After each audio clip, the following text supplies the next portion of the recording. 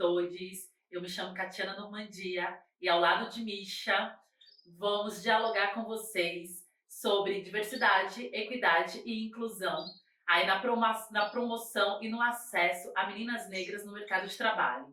Este é o primeiro vídeo de uma série de 3 vídeos. Esse primeiro vamos falar sobre feminismo negro, a importância dele dentro da equidade de raça.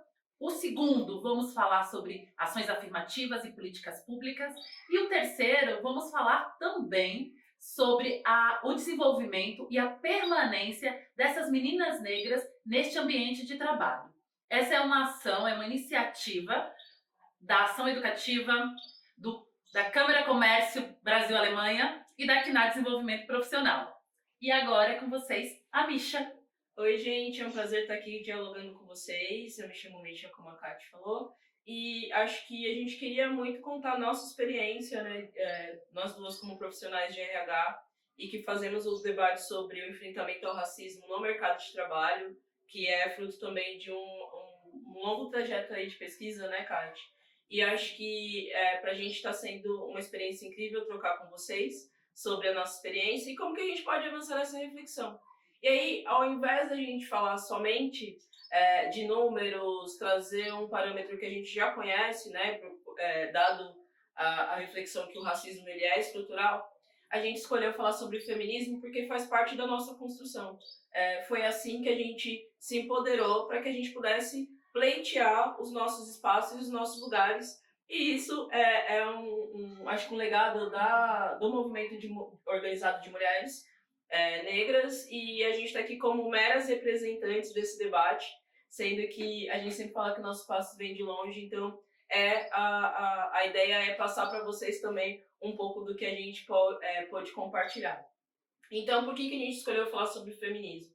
Em um dado momento de uma formação muito importante com empreendedoras negras, a gente se pegou refletindo exatamente sobre o paradigma do por que os negros foram escravizados e como que isso atravessou a nossa psique, né? A gente não se vê a partir de outras narrativas, e foi importante a gente refletir sobre isso e ressignificar as nossas histórias. Então, acho que é um pouco disso que a gente vai fazer nesse vídeo de hoje. Então, a gente conta com vocês aí nessa trajetória ao longo dos 3 vídeos, e a gente já vai fazer a introdução feminismos negros e equidade no mercado de trabalho.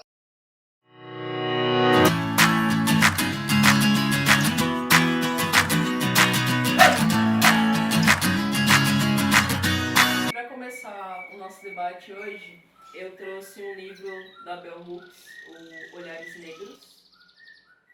E a gente trouxe muito para compartilhar com vocês leituras que são importantes, eu acho que para a gente ressignificar e para a gente começar a se referenciar. E aí, não por acaso, eu escolhi um trecho nesse livro, Bell Hooks traz muitas pensadoras, e eu acho que isso é importante, né, quando a gente fala da gente se referenciar. E ela traz um trecho de Olho no Olho da Audre Lorde, que diz assim: nós não amamos a nós mesmas, por isso não podemos amar uma a outra, porque vemos no rosto da outra o nosso próprio rosto, o rosto que nunca deixamos de querer, porque sobrevivemos, e sobreviver gera o desejo por mais de nós mesmos. Um rosto que nunca deixamos de querer, mas ao mesmo tempo que o tentamos destruir. Por que não nos olhamos nos olhos? Esperamos pela traição no olhar da outra ou pelo reconhecimento? E por que eu escolhi esse trecho da Audre Lorde, apesar de a gente estar falando de feminismo negro e da gente pensar a nossa caminhada a partir da nossa estima? Porque eu acho que é importante a gente também pensar que, como o racismo é estrutural, na maioria das corporações e dos espaços, a gente não se vê representada ou a gente se vê subrepresentada. Ou seja, quanto maior o recorte de classe social ou de espaços de poder, menos a nossa presença. E aí a gente começa a se acostumar a esses lugares de subalternidade ou de não pleitear melhores condições, maiores conquistas. E eu acho que é sobre acesso a direitos. Então, acho que a gente precisa começar a pensar sobre isso, que não é sobre nós, é sobre a gente mudar e inverter essa lógica.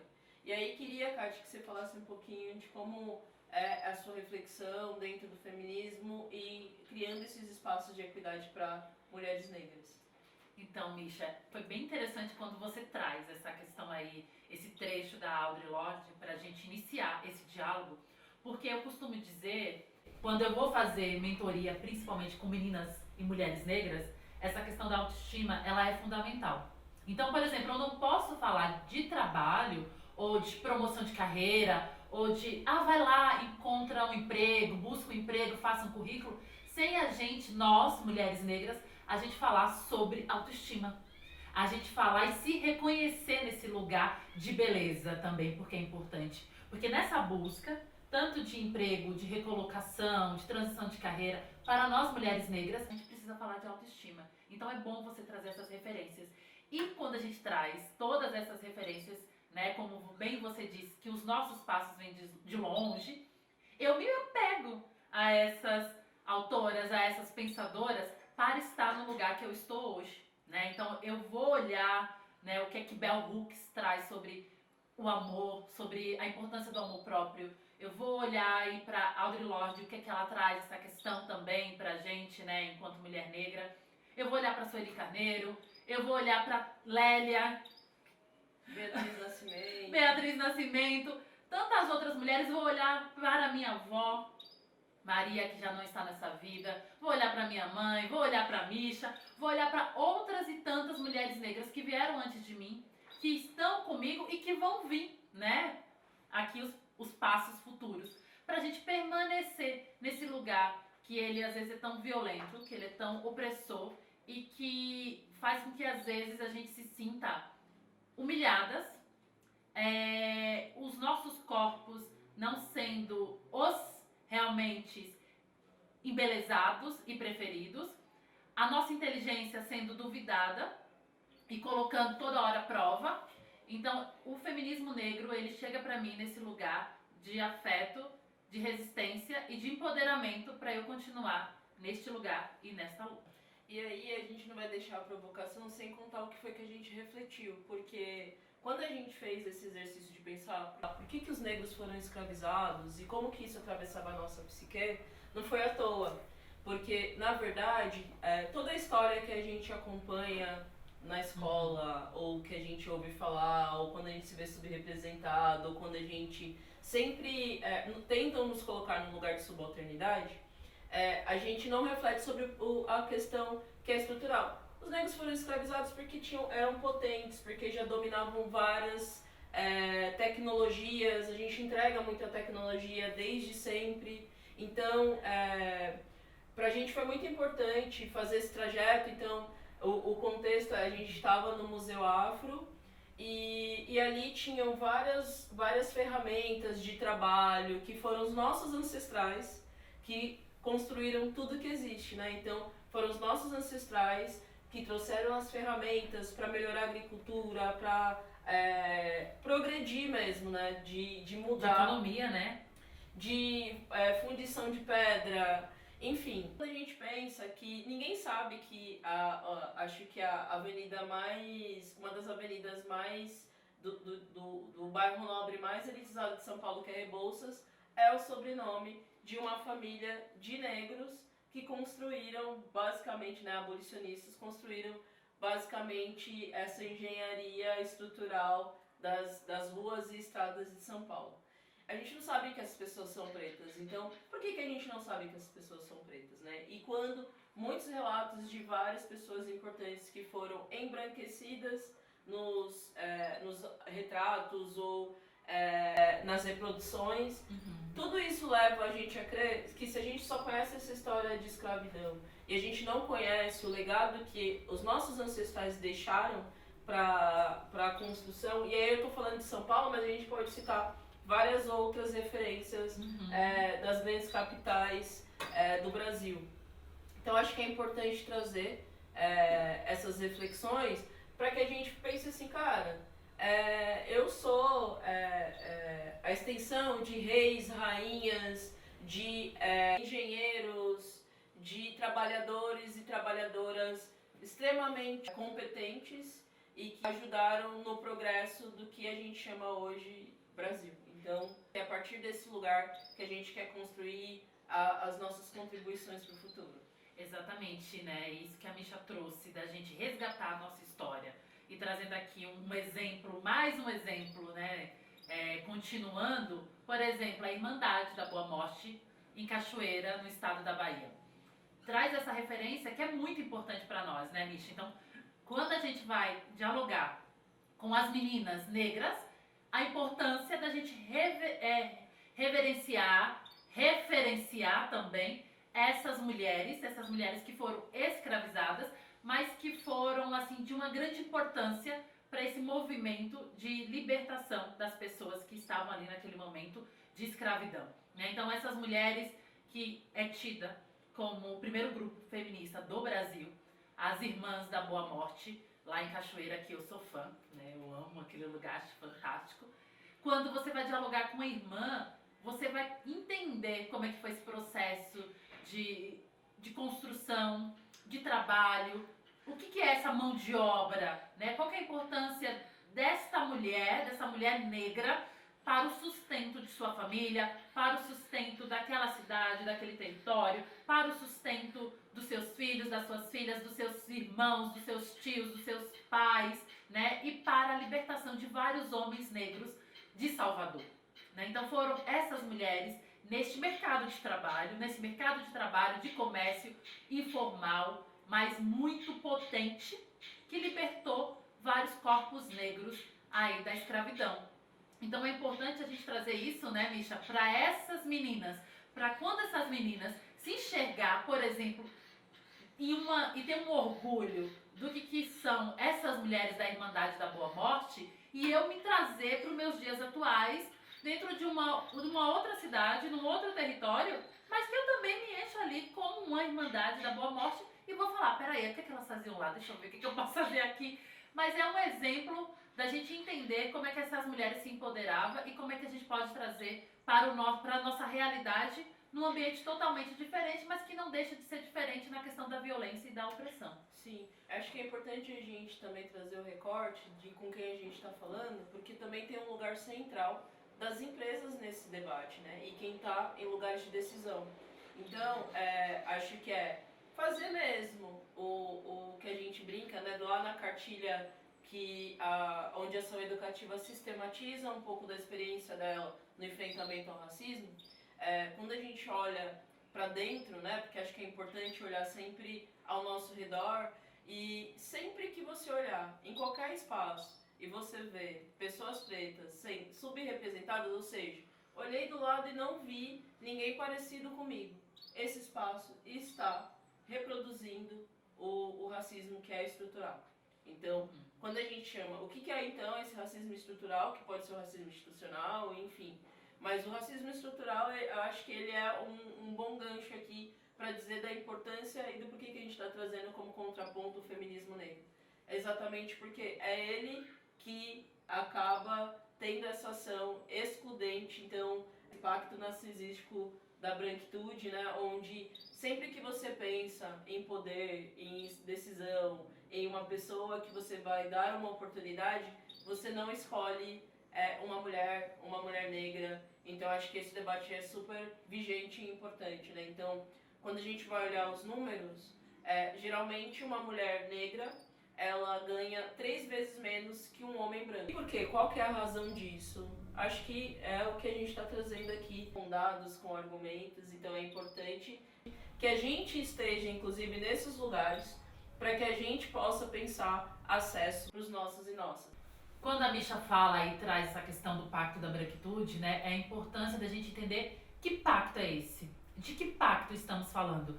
Claro, vai ter pessoas que vão falar assim, ai, Kátia, mas eu nunca fiz pacto com ninguém. Claro, isso é uma forma literal da gente dizer, né? Não é um pacto feito, né, aqui olho no olho, é um pacto invisível. É um pacto, e aí é bom mais outra referência, né, a gente referenciar aqui, vamos deixar na legenda, Cida Bento, que ela traz pra gente essa reflexão, o que é esse pacto da branquitude. Um exemplo, é quando uma pessoa negra, principalmente mulheres negras, elas deixam de ter uma promoção. Por porque lá na descrição, porque lá todas aquelas formas que existem, né, Misha, de RH, você tem que ter 10 anos de experiência em liderança, inglês fluente, vivência em outros países, doutorado, pós-doc, não sei o quê. O que é uma mentira. Quando é uma pessoa branca e está pleiteando a mesma vaga que você, entra a questão de gênero, né? Então, é uma mulher, vamos dar uma oportunidade para uma mulher. Só que a pessoa ela não se atenta que ali é uma mulher branca. E para uma mulher negra, a pessoa não teve essa mesma reflexão, esse mesmo cuidado, porque novamente é isso que Misha trouxe. Para nós mulheres negras, o feminismo geral, ele não nos abarca. Por isso o feminismo negro, porque o feminismo negro traz essas intersecções, né? Então, aonde é que está a mulher branca e aonde que está a mulher negra? A mulher branca chega em tal lugar, mas a mulher negra não chega, porque tem o homem negro, tem a mulher branca e tem o homem branco. Estamos bem na base da pirâmide. E aí você pode ter, inclusive, mais formações do que uma determinada mulher branca e ainda assim você não vai ter a promoção de cargo. Por isso que nem somos 5% de executivas. E isso é muito perverso, né? Então, para quem está nos escutando e vendo esse vídeo, que está na tomada de decisão, que está dentro das organizações, pensar sobre isso, refletir sobre isso, porque a gente entende como os vieses inconscientes, né? Então você faz isso de uma forma, às vezes, impensada, porque está dentro desse sistema, desse racismo estrutural, como bem pôs a Misha aqui. Você, na hora que vai promover uma mulher, você promove uma mulher branca e você não percebe que quando é uma mulher negra, você não promove e começa a colocar várias barreiras, que são esses enfrentamentos que nós mulheres negras encontramos no mercado de trabalho. E realmente não se tem, realmente não se dá uma oportunidade para nós, porque pra gente precisa estar 101%, né, completa. E ainda assim vão olhar para nós como favor, né? Como, coitadinha, não sei o quê, deixa ela mais um tempo ali e sobrecarregando a gente de todos os trabalhos, a gente entregando todas as tarefas e ainda assim a gente não tem uma promoção, seja de coordenadora, seja de gerente, seja de diretora. E vem uma pessoa branca que não tem nem todas as experiências que nós temos né, todas as formações que nós temos, mas há um cuidado, né, um afeto. E isso a gente chama de pacto da branquitude. A pacto da branquitude é esse, quando os seus se olham e dão as mesmas oportunidades que não dão para nós. Exato. E aí é importante lembrar que eu falei que uma das coisas a se fazer para enfrentar essa desigualdade é um diagnóstico, que pode ser essa brincadeira de só olhar em volta, mas pode ser de fato olhar para a estrutura da empresa e enxergar onde estão as pessoas e quais são os cargos e quais são os salários que elas têm. Então, para que a gente possa equiparar, porque acho que a gente entrega, né, a qualidade do trabalho, e acho que é importante as empresas refletirem que quanto maior e mais diversa é provado, né, a gente tem aí o Instituto McKinsey que já fez uma série de pesquisas nesse campo, que quanto mais diversa a empresa, mais soluções, mais inovadora ela é, porque você tem pessoas muito diferentes contribuindo para o cotidiano, aportando cultura, apoiando conhecimento e apoiando formas diferentes de se fazer. Então, não é só uma questão ética, que deve ser uma questão ética, mas também apostar em inovação. E aí acho que também é importante salientar que hoje somos 57% da população, mas a Kátia trouxe uma coisa muito importante, que é 10 vezes menos a gente na presença em lugares de decisão. E a gente precisa estar lá até para influenciar nas decisões, na tomada de decisões mesmo, né? De políticas, de acesso, de promoção e de a gente também se sentir referenciada, que é o que a gente está trazendo bastante nesse vídeo de hoje. E aí eu acho que a última coisa para a gente refletir sobre isso é que tem uma frase, né, da Angela Davis que fala: quando uma mulher negra se move, toda a estrutura se move junto, né? Então a gente não está tomando o lugar de ninguém. O que a gente está fazendo é pleiteando melhores condições, porque não tem motivo para a gente estar nessas subqualificações ou nessa subrepresentação, né? A gente tem tanto direito e tanto conhecimento quanto qualquer outra pessoa qualificada. Exatamente.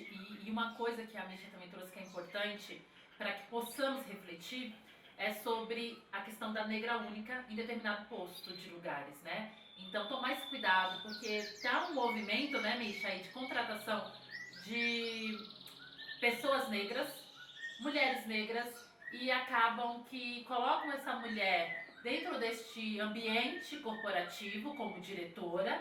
Há um avanço aí, né, de 2020 para cá, de mulheres negras em posições de gerência ou diretoria.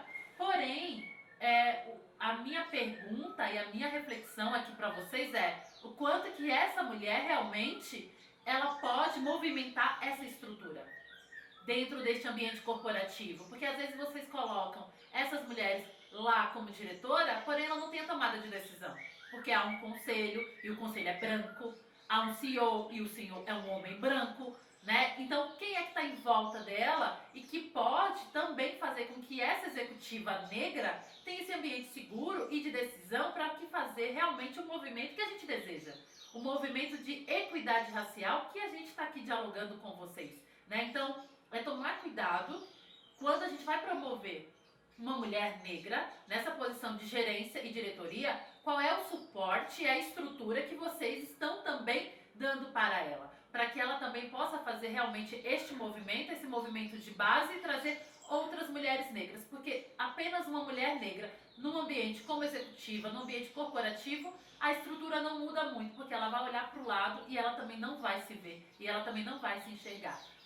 Pode começar, de repente, né, como um programa de trainee, de estágio, jovem aprendiz, tudo bem, né, começando aí da base para meninas negras, que é o programa Mude com Elas, que é fundamental.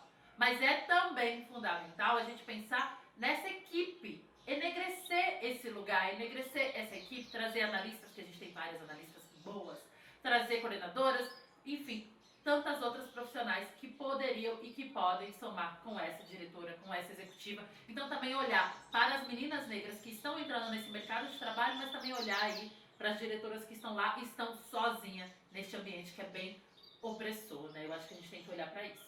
Sim.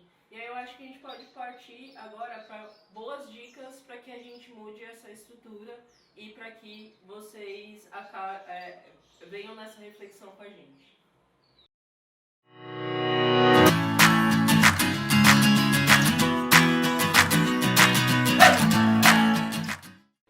E agora a gente vai dar dicas tanto para as meninas e mulheres negras quanto para as empresas. Então, a primeira coisa é apostar na contratação inclusiva, como a gente vem falando ao longo aí desde o início do vídeo, porque acho que é um dever ético de todas as empresas, acho que é importante a gente olhar para o recorte, para os lugares de decisão e sempre referenciar ali, balancear dentro da empresa entre mulheres negras, o público LGBTQIA+, também. E aí, como que eu vou fazer isso? Não criando um processo seletivo tão burocrático, tão elitista e que vai deixar de fora várias pessoas que poderiam pleitear a partir dos seus conhecimentos, a partir das suas contribuições dentro da sua empresa. A outra coisa que é muito importante é o cuidado de onde eu estou circulando essas vagas. Então, desde a nomenclatura da vaga, tem muitos termos em inglês, né? Então, às vezes você é uma vaga de analista comercial e você escreve lá, analista de trade marketing. Não precisa dificultar, porque quando você faz isso, a pessoa não vai conseguir entender se ela tem qualificação ou não para aquela vaga e ela por si só não vai pleitear a sua vaga. Então, coloque o máximo de referências e de informações na vaga. Não coloque tantos empecilhos, porque a gente sabe muito bem que é dentro da empresa que a pessoa entende e consegue colocar o conhecimento dela em prática, porque todo mundo faz treinamento, então é possível contratar um público mais diverso e talvez com um conhecimento nem tão avançado, porque acho que a gente tem a oportunidade de criar grandes profissionais. Então, tomar cuidado aonde a gente circula, como a gente coloca as informações da vaga, cuidado com os termos em inglês, mesmo quando a gente pede vagas com inglês avançado, sendo que no cotidiano as pessoas sequer falam com pessoas que dominam a língua inglesa, e pensar para além da contratação, permanência. Então, o grupo de afinidade, fazer o letramento dos pares, para que as pessoas entrem e fiquem. Então, convidar as pessoas para almoçar, considerar às vezes que uma pessoa leva marmita e ela não vai lá no restaurante comer, e promover esses espaços de socialização dentro da empresa. Porque a empresa também é um espaço para edificar pessoas. Então, investir nesse espaço de socialização que dê conta das especificidades de todo mundo. Então, não só chamar para festa, mas como eu falei, convidar para dançar. Aí da Misha para as empresas, vocês prestem atenção e vamos colocar em ação. E aqui do outro lado, né, eu vou dialogar com vocês, meninas e mulheres negras, como é que acessamos esses lugares, como nos desenvolvemos e como nos tornamos protagonistas da nossa carreira, né? Então, primeira coisa, refletir carreira. Não é algo que é ensinado pra gente, mas a gente precisa começar a refletir carreira para começar a entender a potência que nós somos, né? Então, quando a gente identifica que somos essa potência, fica tudo muito mais fácil, no sentido de que eu vou passar por essa opressão, por esse racismo, mas eu vou continuar me valorizando. Eu não vou diminuir a minha autoestima por causa de um sistema opressor que tende realmente a toda hora querer nos violentar. Então, é refletir carreira. Busque por mentoras ou mentores negros. Faz toda a diferença, né, Misha? Então, vá buscar. E vocês vão falar assim, ai, Kátia, aonde? Eu, Misha, outras tantas mulheres negras que estão na rede de vocês, né? Busque essas mulheres. Pode ser uma professora, né? Um professor negro. Pode ser uma pessoa mais velha, sua irmã, sua prima. Alguém que você também tenha como exemplo. Alguém que você olha e fala assim, poxa, como é que essa pessoa chegou nesse lugar? Vá conversar. Tem uma coisa que é importante também falar para as nossas, chame para conversar. Não tenha vergonha. Eu sei que a gente também não foi ensinado a convidar para tomar um café com um desconhecido ou uma desconhecida. Mas, gente, é a coisa mais comum e a gente deve fazer. A gente tem que fazer. Eu recomendo todo mundo que acesse o LinkedIn, olhe lá, faça uma listinha de, principalmente, né, mulheres negras que você tem como referência, que você olha a narrativa dela, escuta a narrativa dela e fala assim, gostaria de ser parecida, gostaria de entender, gostaria que ela me escutasse. E começa a seguir no LinkedIn, manda a conexão, manda uma mensagem. O não a gente já tem, né? A gente está na busca do sim. E vai atrás dessas mulheres, porque elas podem, inclusive, ser a sua futura mentora. E eu gosto de dizer que ter uma mentora e uma mentora negra faz toda a diferença nessa sua jornada que está iniciando uma carreira, porque é um momento de troca. Como a gente trouxe aqui no vídeo, é importante a gente ter com quem trocar, com quem se aquilombar, a gente entender essas mulheres que são referências aí do feminismo negro.